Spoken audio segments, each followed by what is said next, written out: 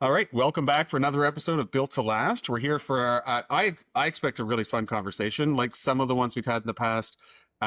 We've met a couple times. Colby's met you quite a few more times. You've been growing and running a company I know very little about, but I've also learned that all companies and all entrepreneurs and founders have very similar issues. So I expected us to have really common ground.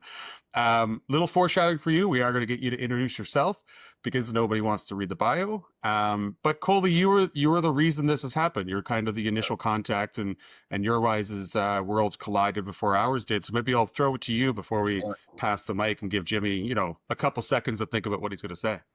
Absolutely. Well, welcome. I'm glad we got to make this happen. And I guess we met through the Accelerator program in EO. And then back in 2021, I think I joined in February. Right. Yeah. So we kind of hit it off pretty easy. Sense of humor's lined up pretty good. But we kind of both went through that program and graduated around a similar time, I think. You maybe a bit before. That was October of 22, I think. Okay, around the same time. Yeah. Yeah. And yeah, since then I've just been curious to see, like, I know that you've been growing a ton and we don't get to see each other as much as I'd like. So this was a good excuse to steal some of your time so I can selfishly hang out with you. But yeah, I guess back to what Levi was saying, like how do you introduce yourself today? First of all, thanks for having me. Super excited to be here. And yeah, always happy to grab some of your time as well. Super fun catching up. I am Jimmy Lorway. I am the owner of Anvil Construction. We're a commercial siding company focused on medium and high-rise multi-residential projects in Halifax, aka apartment buildings. Aside from doing that, husband, father of 4, kids are 9, 7, and twins are 5, coming up on birthday season. So that's a whole lot of fun. That's kind of me in a nutshell. I don't know how much you guys want of my past or how we got here. I'm guessing that's probably what we're going to be talking about. I want to get in there, but just clarify, because you are Anvil Construction, but you're specific. Because one of the things we struggle with is we're very bad at focus. We're very bad at like narrowing down what we do. And my understanding is you're not construction with a big C. You're a very specific. So maybe for somebody who doesn't understand like specifically the slice that you're dominating or you're focusing on, I'd love to just hear that, because focusing is something I'd love to chat about in a little bit. Perfect. Love it. I named Anvil Construction before we really knew what specifically we were going to do.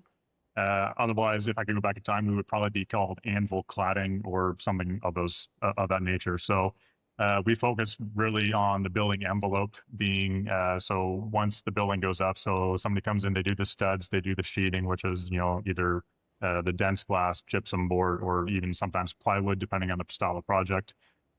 We put on your building wrap, which is your main line of defense for like water infiltration. We do install windows and patio doors, but then also we do the structure system that all of your siding sits on, as well as some outboard insulation. So the finished product of what you see going on a building when you stare at a building from the outside, that's what we do. Okay. So I love, we've just archetyped one of the story journeys here. So I know that you started the business not knowing you were going to just do that.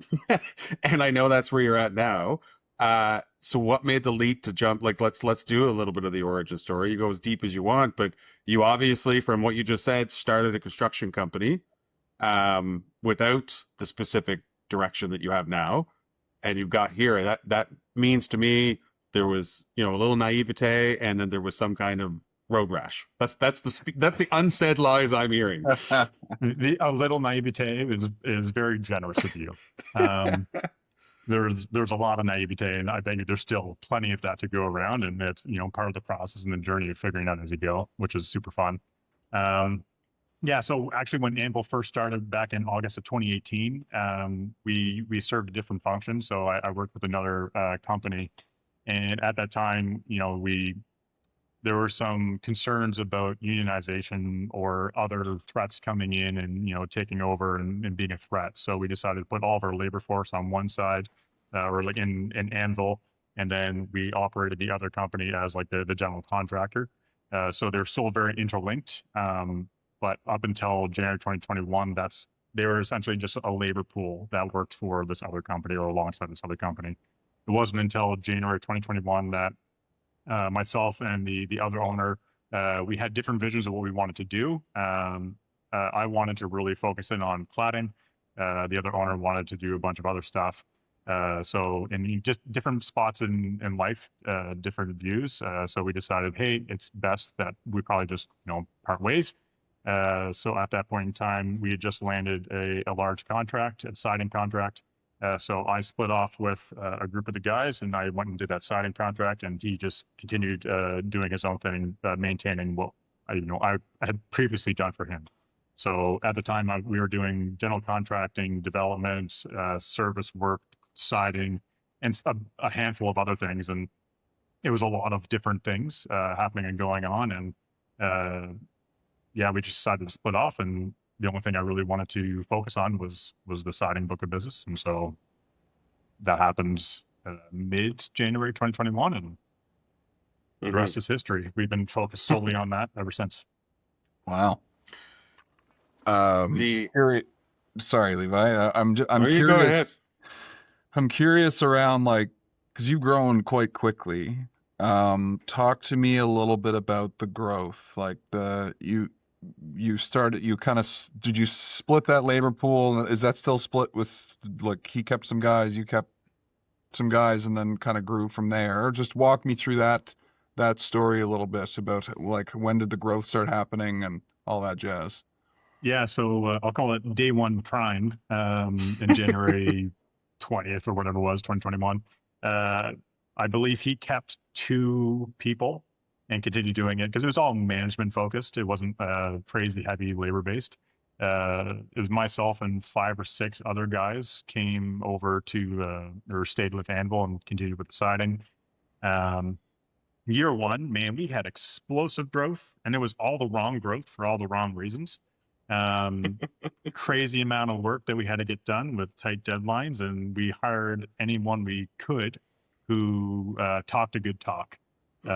So we went from, I think, 7 to 12 to 25, and then from 25 back down to, I think, 15, and settled back at 12, all in the span of probably 2 years. Lots of good lessons learned.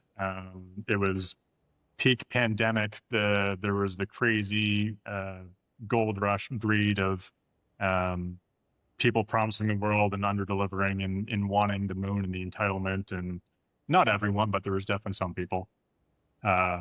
So we hired a lot of people that weren't aligned with our core values. I believe at the time our core values were safety, mastery, and genuineness, and they've since, I think, evolved 3 times. They're still very similar, but they're worded differently now.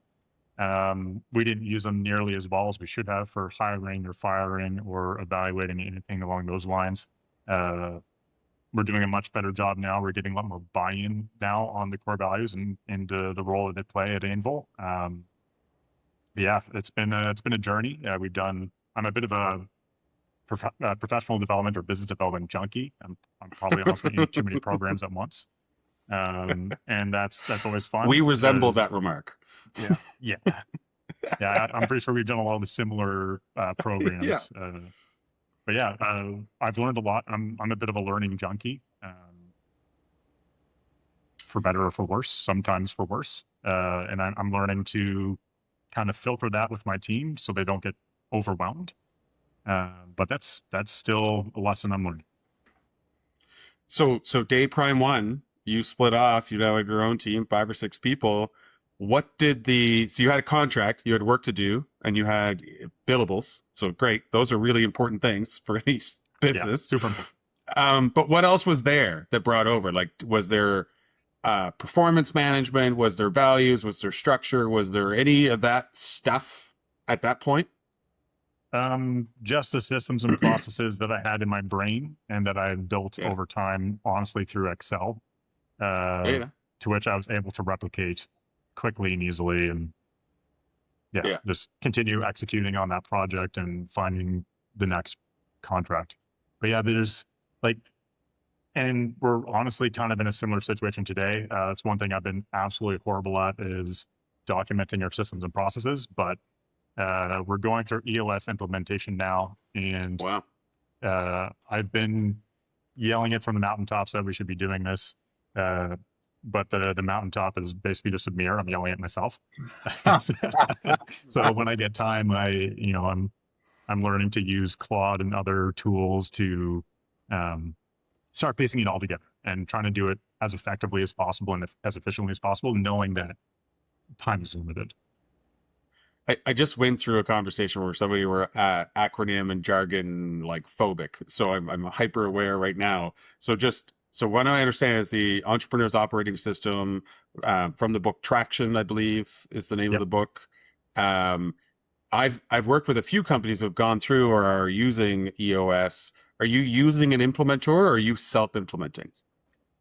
So a little bit the storyline on that one, I read the book back on the first contract that we had, instantly was like, yes, I need this in my life. I tried to self-implement for years with limited success. It wasn't until about 9 months ago that we brought in Graham Langell, who's the local implementer. And it's night and day. The best way I can explain it is if you have a life partner and you're trying to give them advice, it doesn't land. But if that life partner gets that exact same advice from their best friend, they'll come to you and be like, hey, honey, you'll never guess who had this amazing idea. And it's like, you know what? I love it for you. You're still having the conversation in the mirror between you and the implement. That's good. And technically it does land. It just lands the worst way possible. Yeah. He does such a better job of explaining it and getting the guys on board with it. And the whole fact that it's not coming from me, it's coming from, and it's not just like one of my harebrained ideas that like, oh, like this is the flavor of the month kind of thing. He's like, no, like it's a legitimate system. This is how it works. This is how it goes together. And by the way, I'm going to hold your hand and walk you through it instead of Jimmy just throwing spaghetti at a wall and hoping it sticks. Yeah. So I mean, we don't do EOS, but that's the role we end up filling. We talk to even if you know everything you want to do, if we're working with you, then like sit on your team side. Like you're missing an opportunity for like that part of the change management. It's like you're on the team. You're not against the team. Allow us to be against you, and not in an unhealthy conflict way, but there's a real mindset shift there when you're not the one who has to lead that. The expert says that we should be doing this. Thanks. He's right there. Yell at him. Yeah. It's funny how that works. Just from a psychological standpoint, it's pretty interesting. 100%. It's been great. It's very real. So what type of like along the way, like you were like self-implementing constant improvement environment for yourself, what were like when you're trying to download that to a team and get people on board and like basically systemic a team of mostly technicians, I have to assume, like who are doing the work. Like it's not like you have an office environment where you all have like water cooler time to talk about things. And correct. I'm curious, has there been any moments that stick in your brain of like, oh my gosh, this is working? There's definitely a handful of moments, but yeah, just the whole experience using an implementer versus self-implementing, having a champion outside of me is huge. It's starting to click, and there's people on a team that I can see it clicking with, and they're catching on, and they want to be involved, and they want more and more and more. It's super cool to watch the team grow. But yeah, Levi, you hit the nail on the head. So right now we have 30 guys in the field, 30 installers in the field. We have myself in the office who's filling too many hats. We recently hired an estimator, 3D modeler. We have Rio, who is our virtual executive assistant. She's more of an operations admin. And as of this morning, we actually just hired a project manager part-time who will eventually come on full-time with us. So nice. Office crew of 3, but kind of 2 for the moment. Yeah. But we've taken technicians and we've taken them out of the technician role and turned them into mid-managers. And we've done a really poor job of giving them management training, which has been a giant focus for us for the last 6 to 9 months. Watching them go through getting that training, kind of being exposed to, starting to know what you don't know. And then asking questions like, hey, should I be using this here? And then hearing it from another source. And actually on Wednesday, we have more HR leadership training on how to use the disciplinary system, like the whole verbal, written, final, all that kind of stuff, because we all know it in theory, but these people who are new to management have never used the system. So we're actually just going to be doing like almost a full day of role playing and getting the reps in. Yeah. This is how the system works. It's very common. Like I actually did a study on, have you ever heard of, I keep forgetting the word, but Polanyi's paradox comes up in a few different, so it's the idea that it's hard to sometimes articulate something you're good at. So the Yes. common examples are, you are the best salesperson and you make a shitty sales manager, and because you can't tell another person or help another person do what you do well. Yeah. There's another name for this. Oh, it's called the Peter principle. Okay. And it's very prevalent in the army. So going to my old, I have two industries I've been in, military and construction. So the Peter principle is you are promoted to your level of incompetence. Yeah. Yeah. Yeah, that happens all the time. Like and it's like you think of promotions as all just net positive, and it's like, yeah, but you can be over promoted pretty quick. It's a whole different skill set. You go from being one of the guys on the wall doing the work to, I need to do a lot of paperwork now, and I got a scorecard and KPIs. Like, what are these things? Yeah. Or the people and emotions, and motivation and empathy. One of the nice things about like any of those systems, like scaling out Metronomics or EOS or whatever you choose, is the shared language between the team. I find that stuff is like when it starts to click of like, oh, like other people are mentioning this, and there's other people mentioning this from an accountability level. Like, okay, they get it. Yeah. Because if we go away to these conferences and stuff and come back and then poorly explain it and say this is how we want to do it, it's like, it doesn't really work.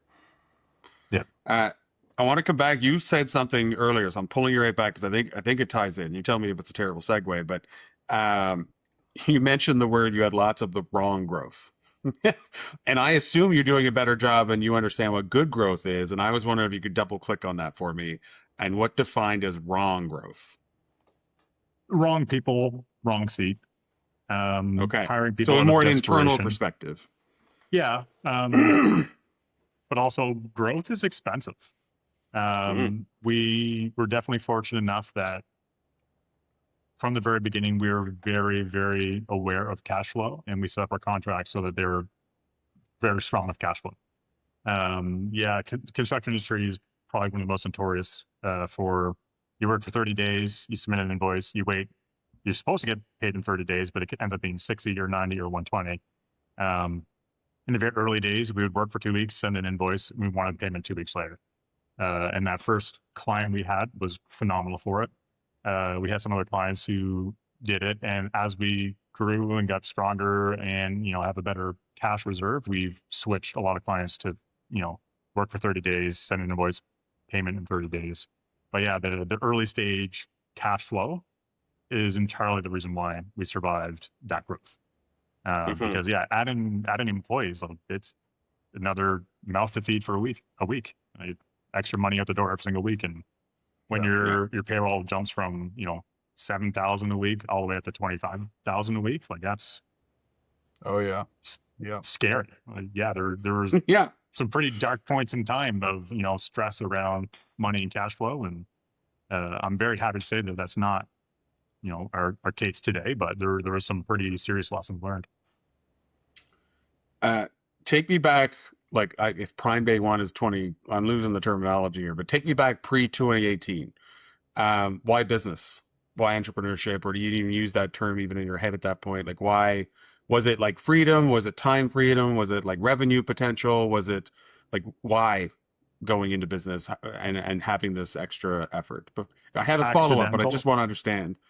Yeah, it was accidental. It's the way it was kind of explained to me was, this is kind of a natural evolution. Entrepreneur.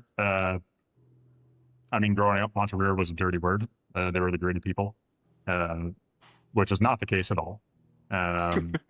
But yeah, like I'm entrepreneurial. I struggle to even call myself an entrepreneur today. I own my job, but I love it, and there's nothing wrong with it.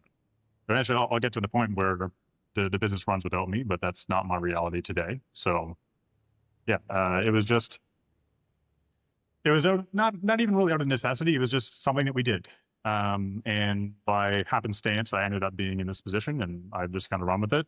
And yeah, there wasn't a whole lot of thought behind it. I'm sorry to say. Same. Yeah, so very similar. So my background, my first original industry was a chef by trade, and I went and chef to restaurant owner and chef to own kitchen is a very similar logical next path. And the amount of chefs who burn out or fail a business because they had no idea what they were signing up for when they opened a thing. Like, anyway, so like I'm relating maybe incorrectly, but there's two similarities in that path. So no idea understands why they get into it. But you've gone through, I understand some of the programs and the learnings, and like if you're at the EOS and where you're at in the team size, do you now understand what you're doing it for? Like, Oh, what's your goal? What's the reason? La raison d'être. So yeah, going back to your initial question, 2018, really no clue or plan. January 2021, freedom of time and freedom of location is two major goals that I'm still working towards.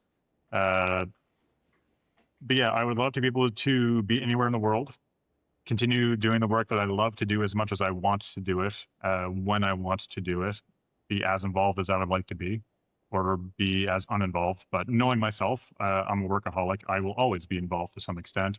Some other things that we've done in our life to kind of support freedom of time and freedom of location is, so with my 4 children, my wife homeschools.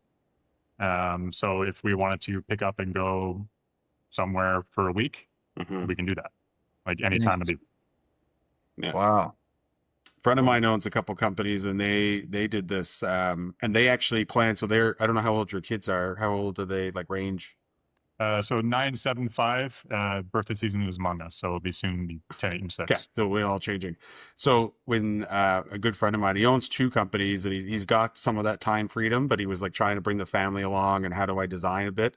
And he did. He planned out key years where the ages were right across the 3. He had 3 kids, and that he was going to move the entire family away for a year. So he designs it like, I can't remember. He had a very specific discipline, but the oldest wasn't too old, so didn't want to be part of the family.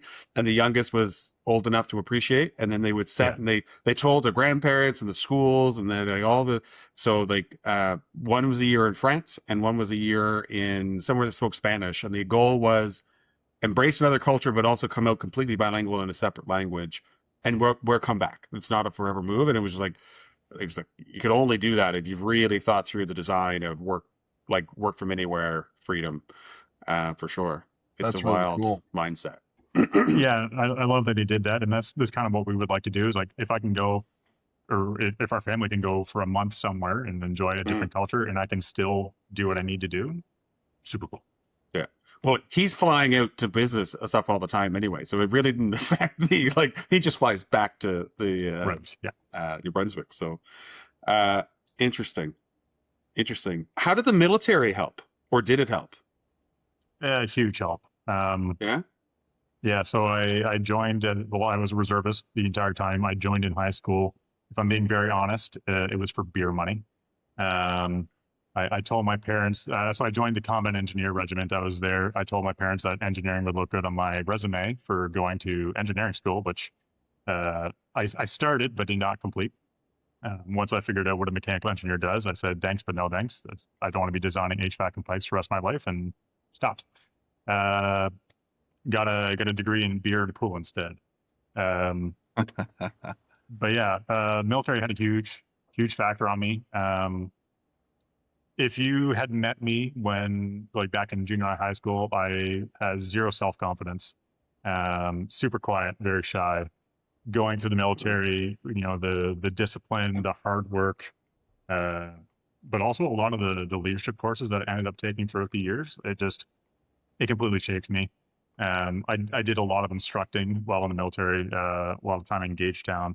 The last contract I did full time, I was actually an explosives instructor, and that was a ton.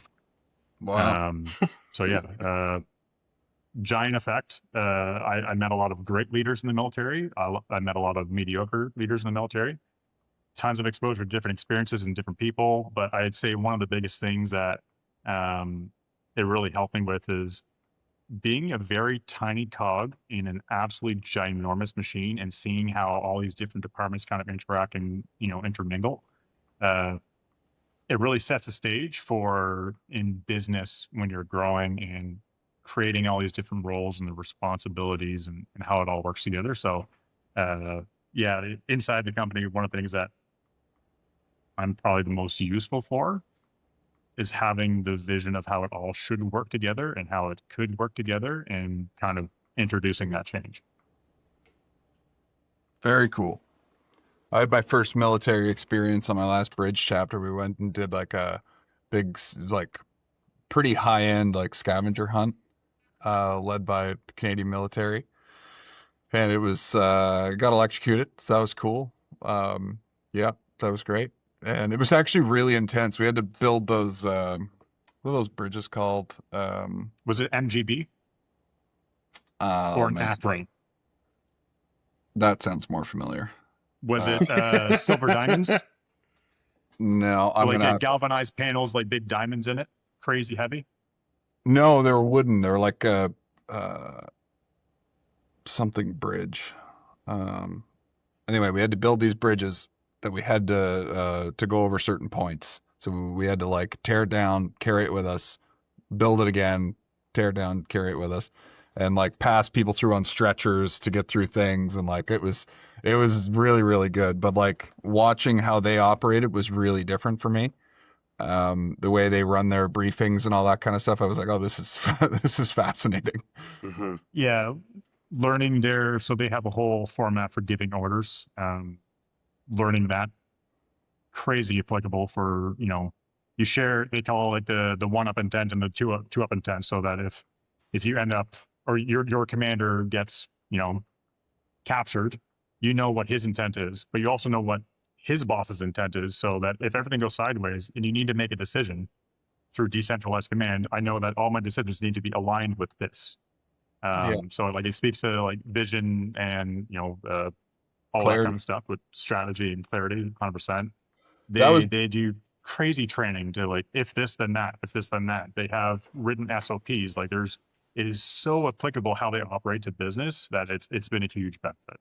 Yeah, I could see that. Like because I mean, for very obvious reasons, they need that level of clarity, and it's we don't have the consequences that they do. But it opened my eyes a ton to how clear they they are compared to the rest of us. Yeah. One major thing. Yeah, sorry. One major thing that they do really well that Anvil does not do really well is training. They will train and train and train and iterate over and over and over, and they have a phenomenal feedback loop. Yeah. For example, setting up tents, like they're called, the Nordic winter tents. They have a 7-man tent crew that they go out and they set up a tent and they're timed, and then they get critiqued on it, and they talk about what went well, what didn't go well, what can they improve, blah blah blah. They immediately tear it down, move over, 200, 300 meters, they set it up again. They go through that cycle of feedback again. And it's all timed. Tear it down, move, do it. And they'll set up a tent 6 or 7 times. By the time you get around to number 7, like you're doing it in a fraction of the time it took the first time, and your quality is so much better. But they are so intentional about getting those repetitions in. It's insane.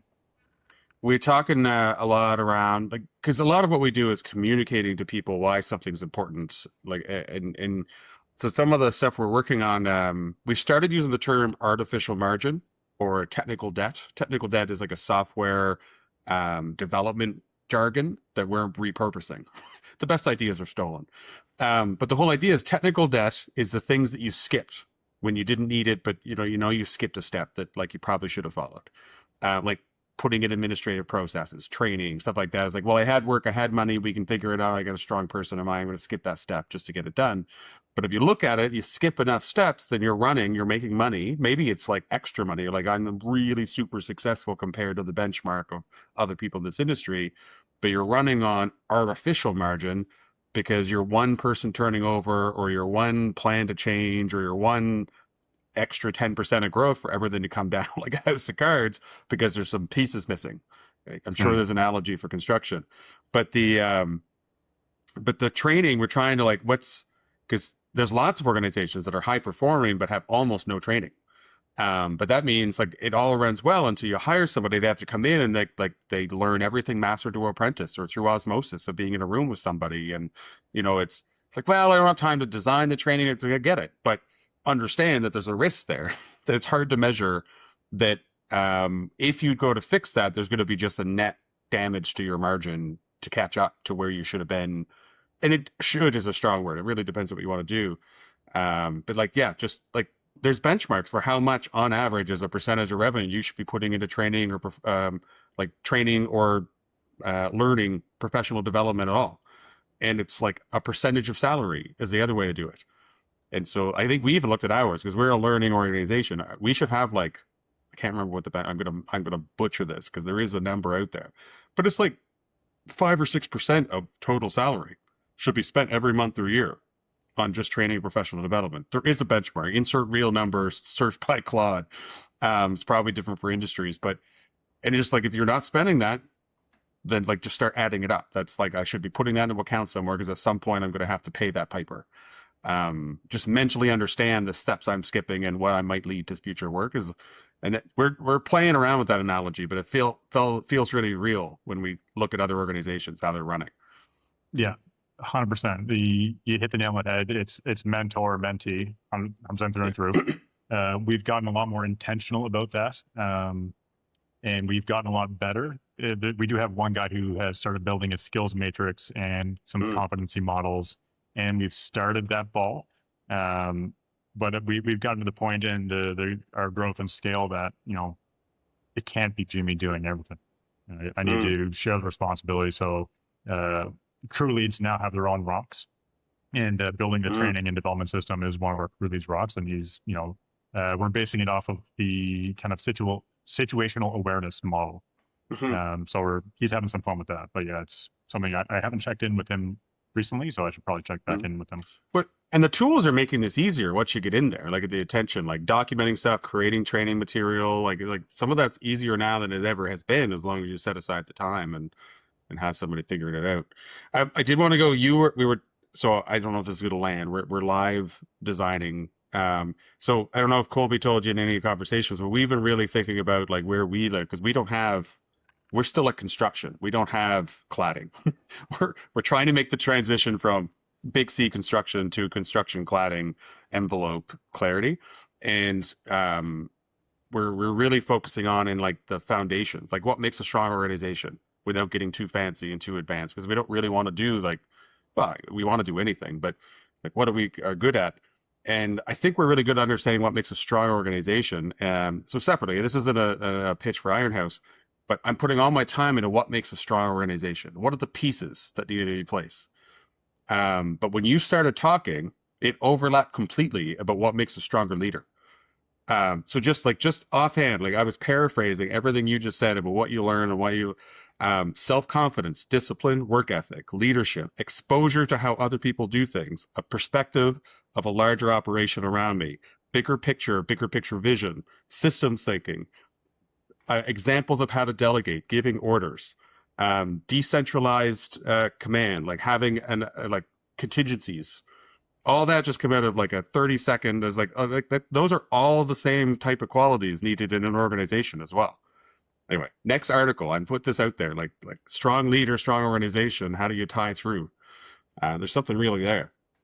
And not only the strong leader, like the leader is just one part. You also need to have a strong team that's bought into that vision. Like if you do all that work, but you're not sharing it with anyone, which historically in the past, like I've shared it to key people, but I didn't share it across the entire company. And that was a disservice to the team. And there's always like that hesitation with some people, like, hey, like we shouldn't be sharing this with them because, like, why do they get all these like grandiose ideas that we're making crazy piles of money or whatever, and that Jimmy and other people are off just like gallivanting with Scrooge McDuck money bags. It's like That's not the reality. Why should we be concerned about that? And if we're creating that concern, then we've communicated it very poorly. Like, yeah, sure, we're building something, but also like, okay, like revenue is just one number. If you want to grow to be a $10 million company, it's the cost of running that company is not 1 million. Like it's much closer to 10 million. Maybe it might be even to over 10 million some years. So Yeah, let's not talk about those years. Or no, let's talk about them, but let's not dwell on them. yeah, fair. Yeah, it's the team is just as important. How? yeah. I'm just trying to like what can you do in yourself? I'm just and stirring in my own thoughts. Sorry, go ahead, Colby. I was just thinking when you were talking about all the leadership stuff, like how do you feel that you've changed over the past few years, or if there's been some major changes? There's definitely been major changes. I'm a lot more confident in the vision and sharing the vision and bringing people in and people being excited about that vision. I'm a little bit less trusting. I'm still very like fast to trust, but I validate first a little bit more now. Being burnt a couple times. I'm definitely abundance mindset versus scarcity, but I don't think everyone on our team has that same abundance mindset. So working with them to kind of see the light. Do you mind just breaking that out a little bit? Like I hear that, but I'd love to hear from your perspective. Like what's the difference from your perspective between abundance and scarcity mindset? Looking through the windshield looking forward versus looking in the rearview mirror.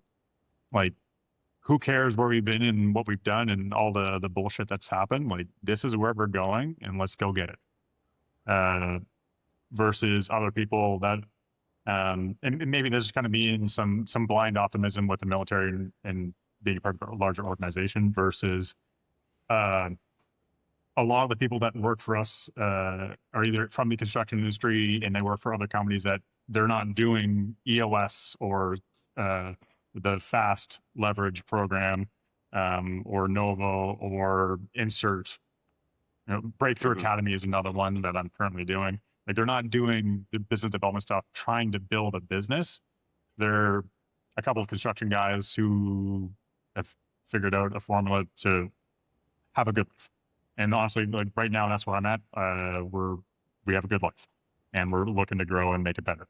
But yeah, just like being concerned that you lose one guy and everything falls to pieces because you don't have the systems and processes in place. Or another great example would be having somebody build the SOPs for what they do and then look at it and be like, you're making me design my job and everything that I do so that you can replace me.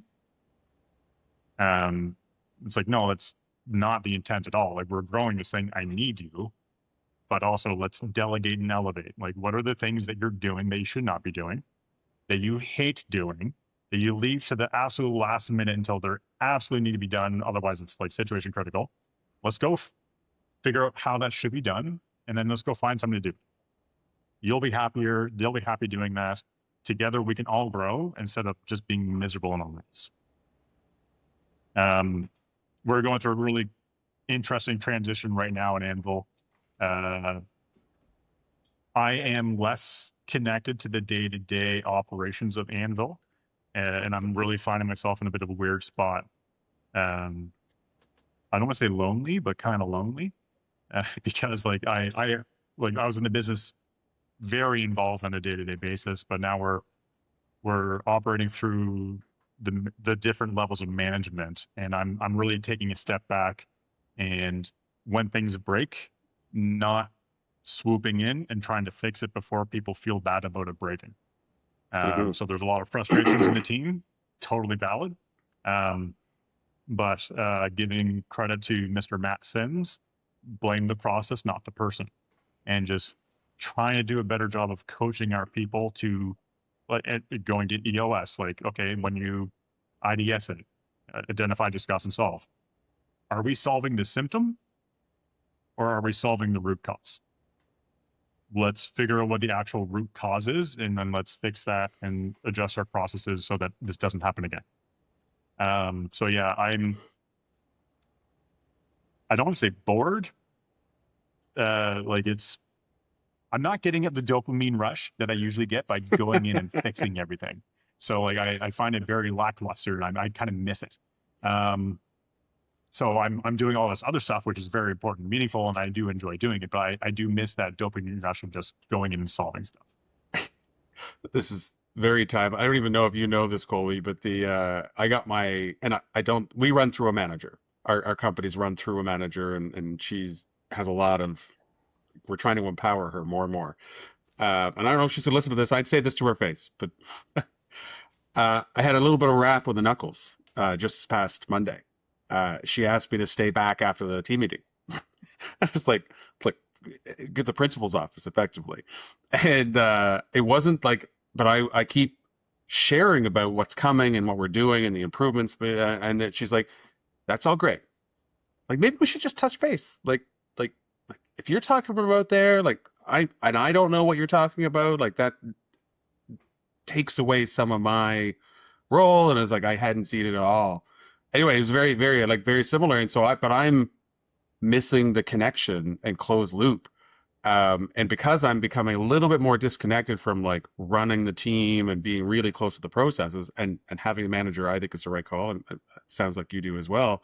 But it's causing me to get like far out in left field because I'm bored joining groups. I'm in a new AI business cohort, and I have built apps that I'm pulling back to the team. I have done whole education programs and master classes I'm bringing back to the team. I wrote a book I'm bringing back to the team.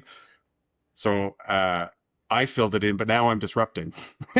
So I got bored, then I got active. Now I'm disrupting. So I have no solutions for you. I'm just saying I'm in a very similar loop. Two quick thoughts on that. I need to write down one word just so I remember the second one. The first thing that comes to my mind is we're implementing PDCA, the Toyota Lean System, Plan, Do, Check, Act. And that's the kind of stuff I nerd out on. I friggin' love. So we built this system, this board, we're digitizing it. We're doing all this fun, cool stuff for it. Rolled it out. I did some training with the production manager, the crew leads, and in my head, I'm like, yeah, great job, Jimmy. You did a really good job rolling it out and training everyone. And then my production manager, thank God, he had a very frank conversation with me one day. He's like, Jimmy, we are moving too fast. Okay, what do you mean? Like, explain that. He's like, Jimmy, we're moving way too fast. We're moving at the speed of light. Nobody understands anything. What do you mean? What do you mean nobody understands anything? Jimmy, like, flat out, we don't get it. And I was like, can you explain that just a little bit more? So then it ended up being like an hour and a half, 2 hour conversation. It's like, oh, like you understand high level concept of what it is, but you don't understand the individual modules of the PDCA system and how they all interwork and why overall it's super important for us to do it.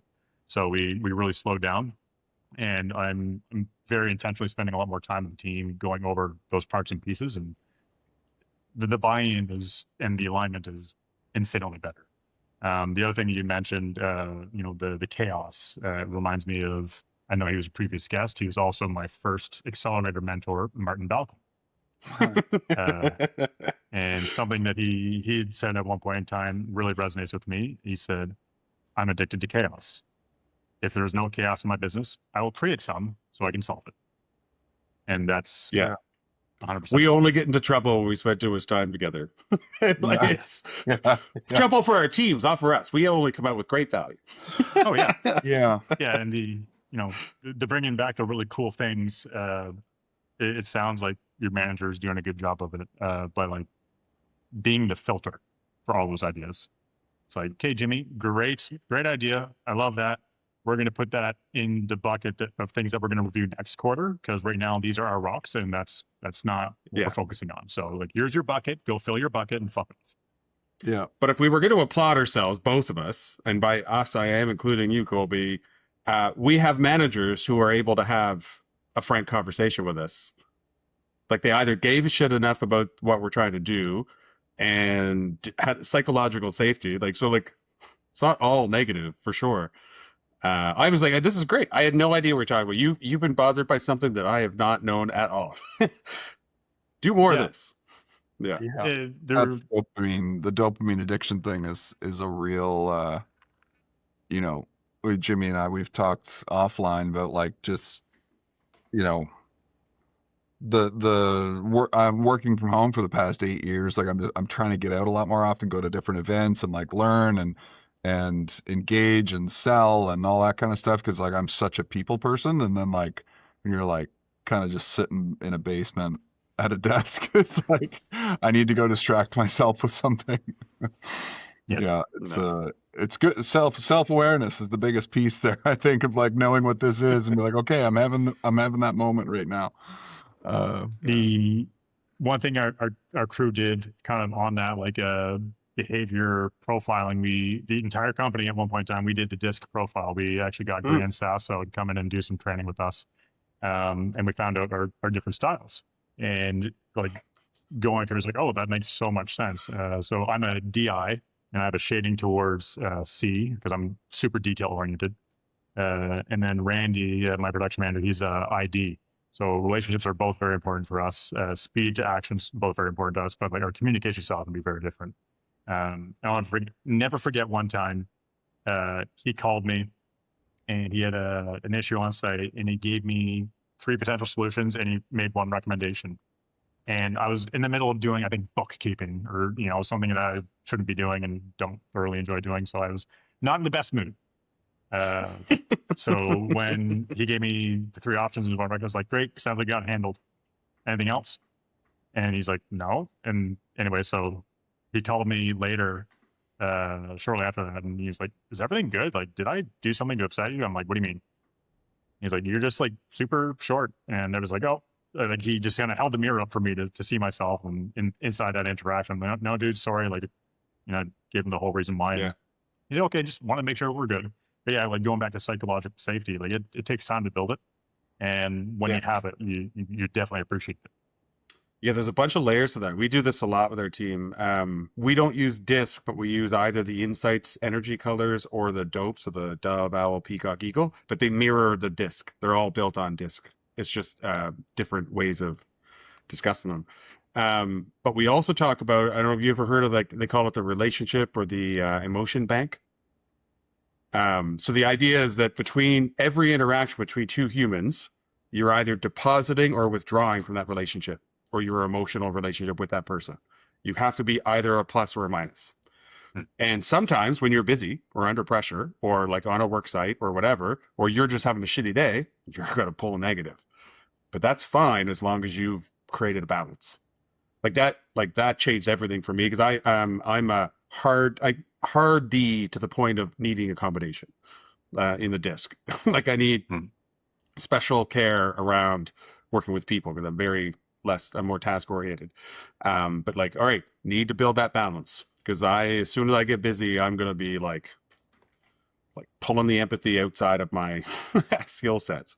But like these tools matter. Like I think about them as an actual deposit withdrawal. Like maybe that makes me a cold or borderline autistic, I'm sure. But I love these thought models. They really help me operate. I think I've seen it mentioned in articles, and there's like some sort of golden ratio that's like 5-1. Yeah. And like what I like about the bank account is like I can feel the balance because some people is like I can just feel like oh we're a net positive. Nothing I'm going to do in one moment is going to ruin the long-term stable thing I built. Yeah. But then but I also, think like, about when you have to give, when you have to give feedback, and that feedback is not the best feedback. Like you really hope in that moment that you have a positive balance in that bank account. Yeah. Because it's going to land so much better. It's coming from a place of trust and, you know, wanting the best for that person versus like, oh, this guy's just tearing me down again. Yeah.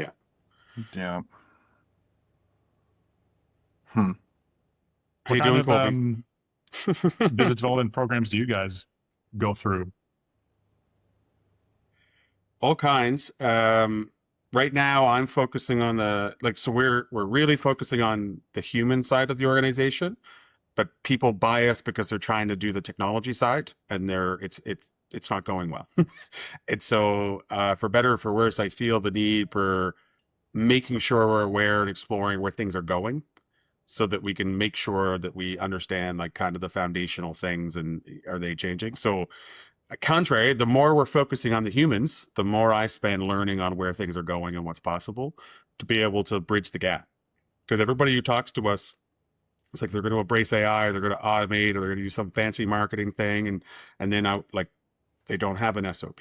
They don't have a trusted environment. They don't have people that will talk to each other. They don't have clarity on their team. They don't have, everything's in a couple people's heads. They don't have training. They don't have roles. They don't have, they don't use any shared file systems or like these basics, not basics, but these foundational things. But I need to be able to speak where they want to go to bring them to understand why what we do is important.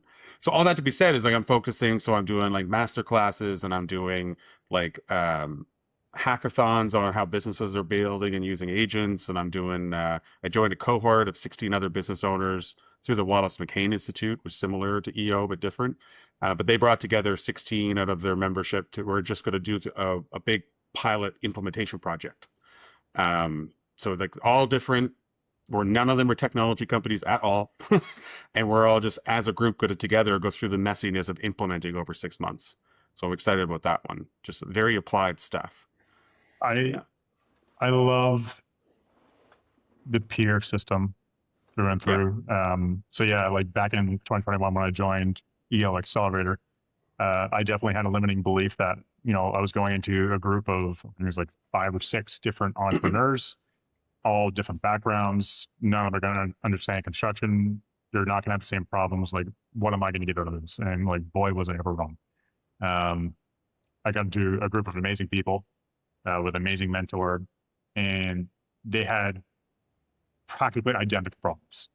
But the one thing that was the most amazing thing that came out of it is that their perspective on those problems was entirely different from mine. So they forced me to, kind of look at it in a different light and be able to step back and look at it instead of being inside of it. It was such an amazing experience. That Accelerator program was huge for me. The accountability style of it, like setting your goals. I never wanted to be the one coming to the group saying, I didn't get the thing done that I said I was going to get done. And here's the reason why. Like I would, like hell or high water, I was getting it done. But yeah, like just get out and be around like-minded people with different backgrounds is such an amazing tool. And being able to talk to people that just get it. Like I started my first peer group in 2013, and now I moderate. I don't know if you knew, but I moderated peer groups for 7 years, and I couldn't now. Like it feels unfair that some people have to operate a business, especially just because I know more about that world, that they have to do that without people to talk to who've done it. Like that seems like unfair. Like if I could give that to everybody, but people need to get to it. Like I do believe like there's got to be a bit of a line. Like it shouldn't be free and accessible because people won't value it the way they should, but also everybody should try to get it or at least find the 1 or 2 people that they can talk to. I did, so on that, I did a lot of different perspectives and I really enjoy that. I'm still getting some of that. We get that even internally because there's 3 business partners, so all have very different personalities. I'm finding now that I kind of want a group that's actually very similar. I'm getting very hyper specific, especially the more I'm looking at where things are going is like, I don't know, I put this out in the ether right now, but I'd love to find a group of other like professional services who run remote teams who are trying to solve this human/technology gap. Because I don't believe, like, I think ideas are trash. Ideas are worthless. It's all about how you execute them. I don't worry about sharing my ideas any moment in time, but I'd love to work through like, because half the time now when I go to a peer group, my problems are so specific that I've lost that like different perspective. Well, funny you'd say that. Like, there's a fair amount of professional services companies in the Canada Bridge chapter, and I'm getting more and more time with them every time I go back, and we're getting a chance to talk about the very hyper specific issues that we're facing, and they're very, very similar. Business to business marketing online is a different world now. Like, it seems like it's changed overnight. I know it hasn't, but it does feel that way. And the funny thing is, when I've had those conversations, a lot of us don't really come away with answers. We're like, yep, Just more It's just exactly. sharing trauma. Yeah, cheers. Cheers. Yeah, exactly. Trauma bonding. Yeah. And That's one thing that EO does really well, is even though like there's, you know, so many different people and backgrounds and companies and industries and blah, blah, blah, they have the industry groups. So you can talk to people around the world that are in construction or in marketing or in hospitality. But yeah, so Levi, actually, I'm part of something else called Breakthrough Academy, which is construction specific. They essentially have SOPs and systems and processes, and you know the know-how to put all these things together, and then they coach you to implement these. So BTA, Breakthrough Academy, is very much my, you know, tangible on the business kind of stuff, and EO is my peer. Yeah, and I think I'm just missing that slice. It's nice that you identified that. Like, I think that's it's a little bit more specific and outcome based than like the building me as a stronger or better perspective. Yeah, I guess, but they don't pay. But I got to find a way that these things can all be paid for. I need like a whole separate business to pay for my professional development. Yeah, it can get up there. yeah. Yeah. And I guess to answer that question of like what courses and all that kind of stuff that I'm doing, I've been the last few months I've been just doing a real deep dive on myself and got back into, because I went through like the EOA program and then did 2 years of FAST with Simplicity Designs. You know, lots of books along the way as well, and like working with mentors on those specific things. And then I just started to realize, I was like, I think I need to like take a step back and figure out how I can perform better, grow as an individual, as a leader, and then question like my perspective on the world and like the lens that I'm seeing things. So that's been a really interesting journey. That's been super fun. I've spent lots of time and money on it in the last few months, and it's actually starting to make pretty significant changes, which is really exciting. But yeah, that's the phase that I'm in right now, where I'm like, okay, I need to not get to know myself a little bit better, and then know the blind spots, and know where I'm gaining energy from, and how do I kind of double down on that and be able to build a better life for everybody around me, is kind of where I'm at. I think the previous podcast you'd mentioned that you were working with like a breathwork coach. Yeah. I did, sheesh, I don't know how many weeks of that. It was months. And it was incredible at the time. I had to like hit the pause button on a couple of these things because I was spending a lot of money. A lot of money. So yeah, I was kind of just throwing darts at the wall to see like what haven't I tried, and can I give this an honest go? And you're not going to do something for a week. So I bought the programs and all that kind of stuff. That was quite, I actually kind of, I've been doing so much, I kind of forgot about it. But that was more effective than I thought it was going to be. And like the more I look at it, like all the studies and stuff that go, like, the CIA, when you get captured, they teach you breath work to calm your nervous system down. And so I'm like able to go back to center real quick and like think. That used to be me going to the gym or going mountain biking, but I didn't know that's what I was doing. But I was, physically, my body was just like, okay, you need to go do this now, or else you're going to make a mistake. You need to go regulate. Yeah. So self-regulation, which thank God they're teaching this in schools now with kids, how to self-regulate and like how to recognize emotions. And, they've got like spin bikes at the back of class, or fidget spinners, and they don't need to ask to use them. They just get up and go. And I'm in the yellow zone, so I think I need to go on the spin bike. Like, that's fascinating. And think about all the adults that we know, including ourselves, that don't know that. We're just running through life all emotional and don't know what it is. You're just kind of having a bad day or a good day. So yeah, the breath work was fascinating, and got a couple of coaches as well, working with like ADHD stuff specifically. And that's been super, super, super fascinating. and there's like a whole under the hood thing of that where you think you know some things about it, and then you get into it and you're like, wow, this is very helpful to know these things, and then what to do about them, because it seems like, when you go down these rabbit holes of looking at them, looking at all the symptoms and all these negative things, it's very negative. It's like, well, how do we start to turn this into a bit of a positive? And thank God I'm on that slope right now, climbing that little mountain. Nice. It's actually because of you in that podcast, and you mentioned the Breathworks, and then also I got flooded with all these reels of this application called 5.5, which it's Breathwork for athletes. Not that I would classify myself as an athlete, and I've been using that, and it's been pretty helpful. But yeah, I do trail running, so Nice. that's my way to get out and blow off some steam. Yeah, it's good to be around the trees and stuff too, eh? Like it makes a big difference. Like I was wondering why I loved mountain biking so much, and it was just like I don't know, it's calming. It's very calming. As the youngsters would say, touch grass. Right. Yeah. Yeah. Yeah, totally. Totally. So it's funny, this segues, and it might be personal. You feel free to go as deep as you want, but you've heard this a couple times, Colby, but I do a lot of the personal and professional development. I put a lot of time into it. And at one point, a few years ago now, my wife actually came to me and said, your constant effort to improve yourself communicates to me that you're not happy with what you have. And I'm paraphrasing, but it was just like you're always doing things to improve and change or whatever. And I guess my question is, I'd love to unpack you doing trail running, you doing the business stuff.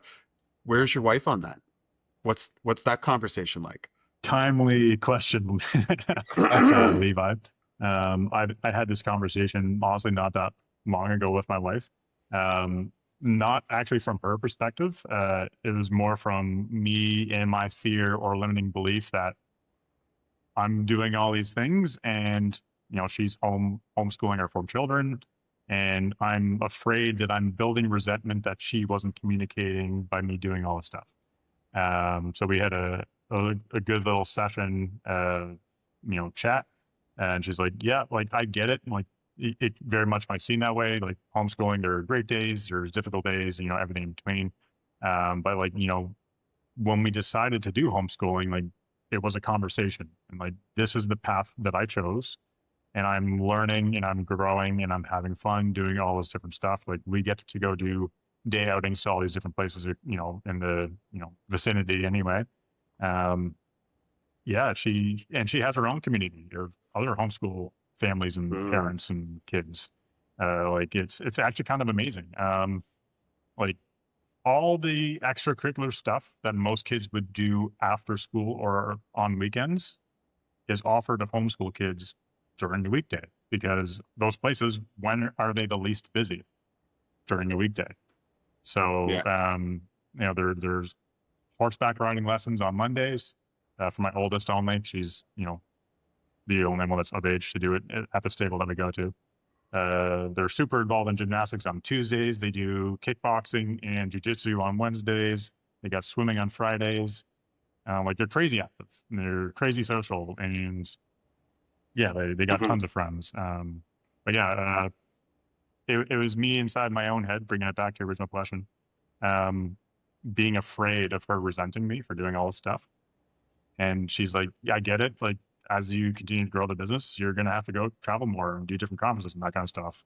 He's like, if I get the opportunity to come along with the kids and we can have our own, we'll go explore the local area, knowing that, you have to go do work stuff, and it's almost like the same trip, but 2 different trips. Mm-hmm. She's like, I'm cool with that. And I know that I can't go to everything, and I'm not going to want to go everywhere that you want to go. So. And this might be just including both of you, because Colby, you just had Kana, your partner, at an EO event. First time. For both of you, your spouses, are you... So my wife was my original business partner in my first business, and we had a blow up. Not us personally. One of my biggest successes is that our relationship came out stronger, but we had a full insolvency. And she's anti, risk and business. And so it's not really a thing she wants to we go to a party and suddenly I have somebody come up to talk about business stuff. She's like, I got to go. And she'll go to the other side of the room. And there's no negative. She understands and she's like happy to do what I do. But like, that's not a conversation we have. But like Colby, you guys are kind of new in that world and she's business interested in her career path. How does this type of conversation, do you bring work to the dinner table? And I'm just kind of like wondering how that's going for you guys. Do you want to go first? Don't all talk at once. I was waiting for Colby to go. Yeah, I'll do it. So Saturday specifically, I brought her to for the first time, and it's been a few years now of going to all these things and telling her about these people and all that kind of stuff. And I couldn't be happier with what Saturday was for me. I went on the boat, we saw each other for a little bit, and then she was just off having conversations with people. And she really remembered and was grateful for the conversations because, you know, she's only hearing this stuff from me. And yes, she is interested in business, but she's only hearing it from me and a few other, half a handful of people. So to be on to know that things are possible, like we got that quite early. And like, that's just something you have to feel like that you've got support. Other people have done it. Oh my gosh, this person's got 5 stores. This person's sold their business. Like, oh my God, like all this stuff that I'm terrified of to get started. There's other people that have been through this and I've got more support than I thought I did. So that was like the greatest outcome I could ever ask for. Then I dragged her to my musician's friend's house, and she's like, yeah, same evening, big day, but yeah, I asked a lot of her that day, and no, she did really well, and we do talk about a lot of business stuff when she comes home, things that she's noticing, and you know, just improvement stuff, and like, you know, she's got a coach now too, and a mentor, and she's excited about it. It's like, you know, she's fairly risk adverse, but it's only because she just hasn't done it.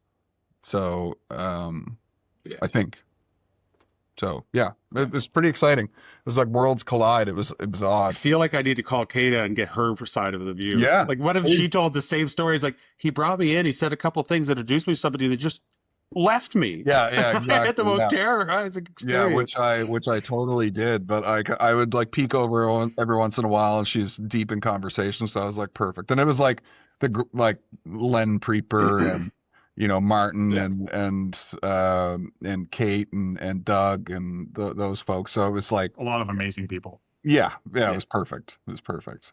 What about you, Jimmy? I'm probably the polar opposite. My wife is introverted. She has a very small group of people that she knows, likes, and trusts, and she's perfectly fine. That's what makes her happy. I've heard a term called ambivert, and that's what I was subscribed to for myself. It's like an extroverted introvert. So if you put me into a large Halifax Chamber of Commerce event with tons of people, I have no clue. I'm not the one that's outgoing, saying hi to everyone, exchanging business cards, asking them what their business does. Like, that is the most miserable spot for me.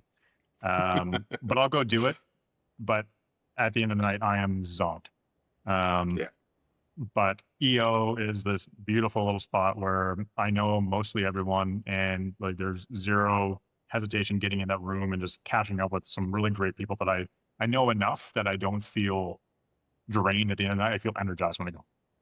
So if it's a known small group, that's where I thrive. I've taken Dominic out to some stuff. She likes it. She likes it that I have it. It's not for her. And that's totally fine. Like we got the retreat coming up in October. She and the kids are going to be coming up. They came up 2 years ago. But now that the kids are older, a bit more independent, it'll be a bit better. Also, they're looking at putting on some family friendly stuff. So that was one of her major complaints last time. Is like, well, if I'm just going to babysit the kids, like I can do that.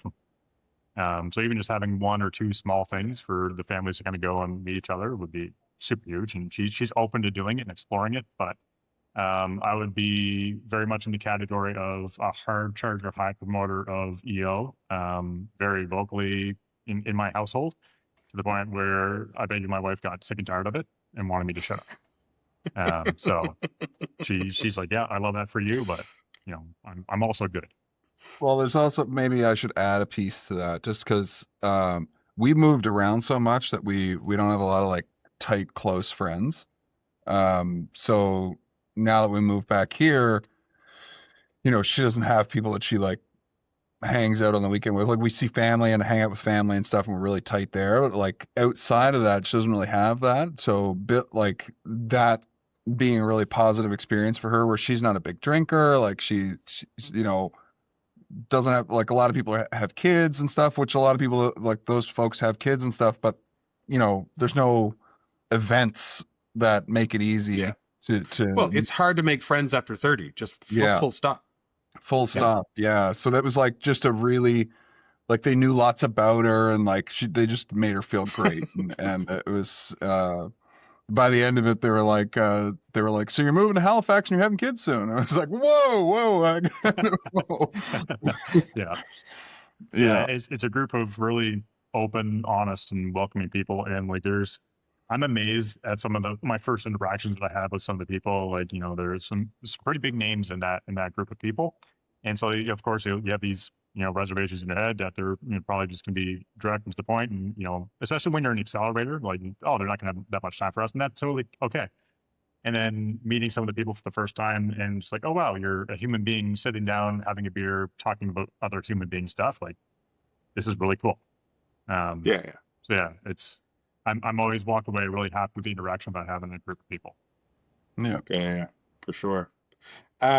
One of the things I wanted to ask before we left today was, because you talked about, like, feels like that big thing on your plate right now is shoring up structure, EOS systems, making it stronger.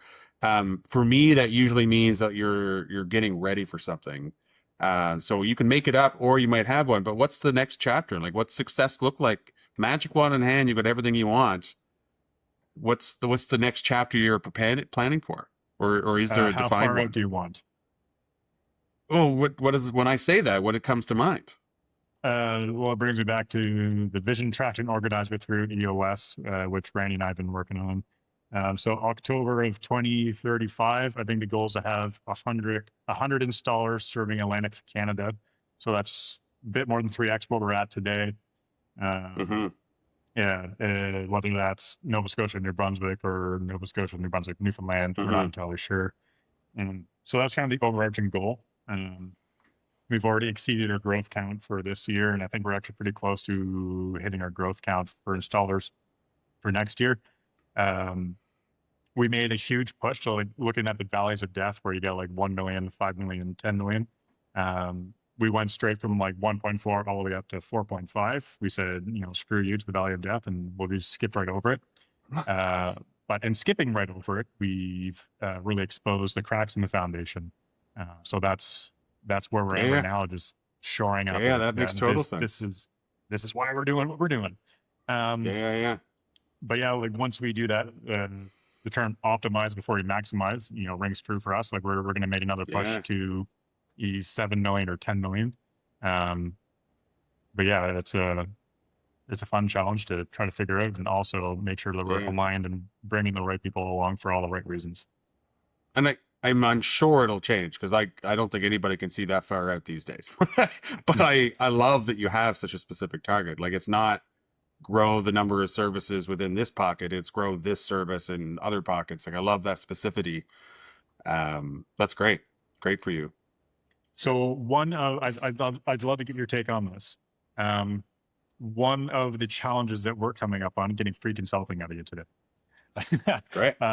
Internal communication. I'm down with the OPP. Other people's problems are so much fun. They're great. Internal communication. We don't have an SOP for how we communicate internally. I'm reading the book right now. It's called Come Up for Air by Nick Sonnenberg, and it's ultra fascinating. I think both of you would geek out on it pretty hard. And Come he has some Up for interesting Air? views. Yeah, I don't know that Come one. Up for Air. Yeah. But he's kind of like an efficiency consultant guru. one of the things I'm going to throw on the issues list for our team to discuss tomorrow, Tuesdays are our meeting days, is how do we want to structure our internal communications? Like, what's the app? What's the kind of framework or format? What's the cadence? All that kind of stuff. I'm just wondering if that's something that you guys have ever implemented or thought about or do something. Oh, so we 50% of the projects we've run, we've had an element of like centralizing internal communications, or we're coming up with your company way. I have lots of hard feelings up, but now I don't know if it's going to line up with your book. So now I got to read the book. But we try to come at it from a technology agnostic point of view. There are apps we like better than other. I'm happy to comment on them, but the app really doesn't matter. But you should probably have one. And I've done this more in our projects, Colby, but like you've seen it, so like correct me if I'm wrong. I do believe that even if you have people who don't like it, you should have somewhere that the company owns that endorses and encourages and uses internal communications. So specifically, get off of texts, iChat, Facebook Messenger, WhatsApp, like get off of personal devices, or at least not make personal devices a mandatory piece of it. Make it a workplace. So if you have Microsoft, you can use Teams. If you have Google, you can use Google Chat, but that's terrible. Don't use that. Slack or Click or Connect Team, or like we've looked and we compare a bunch of these. Happy to give you anything we've learned for free on like the technology side, but have a set of tools. Make sure you can have channels, because stream of consciousness is ineffective. And if you're going to have channels, bring in work-related and non-work, create and endorse a safe space for the kudos, the chats, the funny references, the appropriate internal humor, for those people who aren't a speak in the moment, to share some of the quiet wins. And it has to be led and used by leadership, or nobody will ever use it. Yeah. So like it's like tool doesn't matter, but have that. You very much just said very similar things to what the book says. And one of the things that he's kind of highlighted that was a bit of a mind shift for me is he's like, yeah, like years and years and years ago, he measured a company's success on how quickly they could transmit information. But now he measures a company's success by how quickly they can retrieve the information. Yeah, that's why own your channel. And by own a channel, I don't mean free Slack, where everything disappears in 60 days. Like own cybersecurity wise, information sharing wise, like own something as a company. It like that data is now easier to lift and search and sort and bring into. Like it's a relatively small expense. The more complicated expense is going to be getting people on the job site in low bandwidth areas to have a tool that works. Like that's the problem that you'll probably end up having. But like we did a hospitality company, they own 8 companies. And we rolled out Connect Team. We use Connect Team for very specific reasons around task management reporting requirements from like kitchen leaders and front of house managers. I'm not saying that's a fit, but like we specifically looked at it. But it's like everybody has to use it and everything has to adopt. But now they love it. Like once they got into it, everybody uses it. Like it's just like nobody can believe that they would work. And when they're not at work, you just delete the app or you snooze it. Like all work chatter just disappears with the click of a button because it's not intermixed in a personal space. Yeah. We even go so far as to recommend, like for especially more office environments, like have your work email in Outlook or Gmail and have your personal one in your phone email. Like separate the apps. Like all these little things around having like easy to reference and find, but like separate it from home. We have a lot of opinions on this that I'm happy to share, but I'm internal communications, like one more note is like, I believe, and we've done this in like 100-person organization or team at a First Nations organization. We've done it in government and we've done it in small businesses, for profit and a nonprofit, and all of them, like we're seeing you reduce internal emails between team members to 1% of what it is now. There's like, we don't communicate as team members with emails unless we have to forward something from someone outside. Otherwise, it's just something easier, more natural. Voice dictation is a viable option. Like if you're typing an email to a team member, we're using fax machines. is kind of the level that I don't always get as prescriptive as that, but that's my personal opinion on it for sure. And we've tried a fair amount of them, and switched again and switched again. And I love the one that we're on now. Like we adopted Zoho over pretty much everything. So we use like Google Suite and then Zoho. But Click with Zoho, I love it personally. And we've got like every project nailed out. So you can just go to the project chat and social chats, food chats, all sorts of different things, and everyone's using it. It's great. Yeah, every day. We've recently started trying to build this through Microsoft Teams. We haven't been as intentional as maybe I should have with the rollout, because I'm just still playing with it myself. But yeah, it's something that I continue to think, I can like, share you the handoff guide for an organization with Teams about how to implement it, and you can just steal what you like. Like that would be like the booklet that we'll give you isn't the work. It's the having the conversations and follow through of the change. But it's a culture piece. There's a huge culture piece, the internal communications. Yeah. That's making you stronger and more able to change things. Like these are like fundamental pieces, like how you share information, how you communicate, how people can message each other individually. All that stuff matters for sure. Yeah, right now we're shifting away from everything internally going through Jimmy. I explained to a lot of people that I'm a really shitty spider.